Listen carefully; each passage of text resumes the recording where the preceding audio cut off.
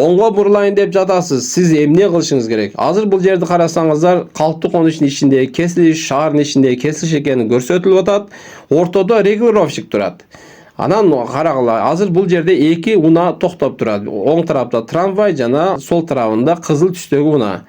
Регулировщиктин белгисин карасаңыздар, кандай белги? Жеңил унаага каалаган багытка жүрсөң болот деген белги болуп атат. Жеңил унаа азыр каалаган багытка жүрсө болот, бирок азыркы кезде жеңил унаа оң тарапка бурулуш керек экен.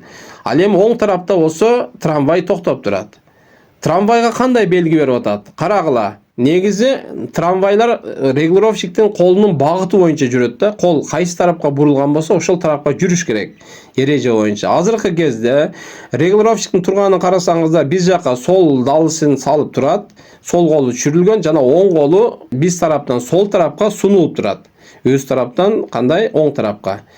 Демек, бул учурда трамвай кандай кылып жүрүш керек? Жеңден кирип, жеңден чыгат деген эреже бар да. Ошондой эреже менен жүрө турган болсо, демек, сол колдон кирип, оң колдон чыга турган болсо, анда трамвай кандай жүрүш керек экен? Солго бурулуш керек экен.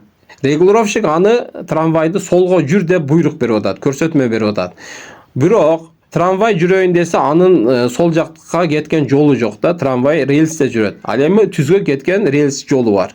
Ушул учурда трамвай эмне кылат? Трамвай жүрө албай калат.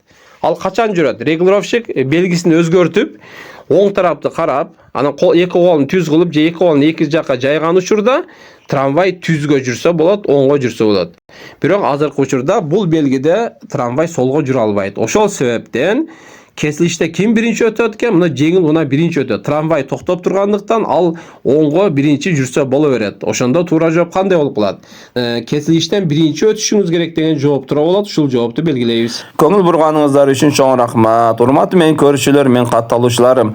Право алууда экзаменден өтүү кыйын болуп жаткан болсо, анда менде онлайн платный курс бар. Ошол курска катышып экзаменден өтсөңүздөр болот. Менде окуган окуучуларым азыркы кезде 850дөн ашыгы экзаменден өз күчү менен өтүштү. Сиздер да өтөсүздөр. Эгер кимде ким катышам десе, анда экрандагы WhatsApp номерге байланышка чыксаңыздар, мен силерге онлайн курс боюнча толук маалыматтарды беремин.